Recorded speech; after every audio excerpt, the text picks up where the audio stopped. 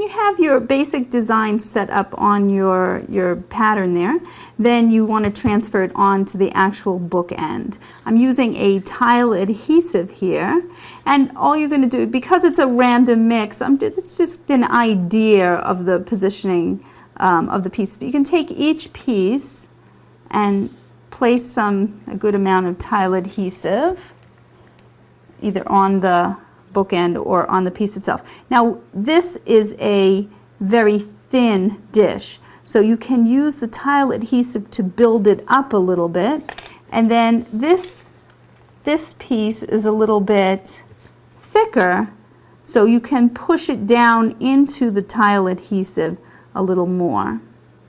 Now you don't want the tile adhesive coming up and oozing out. Will clear any tile adhesive that oozes up too high with a toothpick or a skewer or something, because you want the spaces in between the pieces of glass to be filled with grout later on. So you don't want to have it filled with tile adhesive. So we'll just continue transferring our pieces. Now the glass bead is a little bit thicker, and it's also clear. If you want the white behind it and not the wood, you want to make sure you put a sufficient amount of the tile adhesive down to coat the bottom so that you have a white background for that clear glass piece. And then just continue like this. Now we're not following along exactly the placement that we have here, because we don't have a real precise design. We're just doing a random design.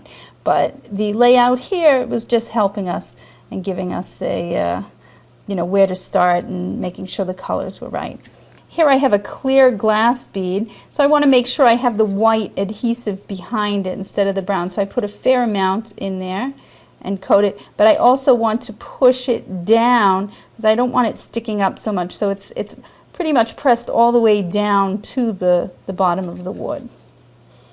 And you can just add a little adhesive at a time, and then you fill in around with the different tiles. Now you may find that you need a little bit more pieces to fill in there, and then so you take your little bits, and you might want to just nibble up a few pieces to fill in any like small gaps. And as you're going, you can change your design or just putting in small pieces to fill in gaps. Just continue on until you've moved everything over. Now this piece is curved a bit on the bottom, so I'm going to put a little extra adhesive there to make sure that you have good adhesion. And if you get a lot of adhesive coming up in the cracks, because you want to be filling that with grout, you can remove with a toothpick or pat it down and get it out of the cracks. We can do that later also before we set it to dry.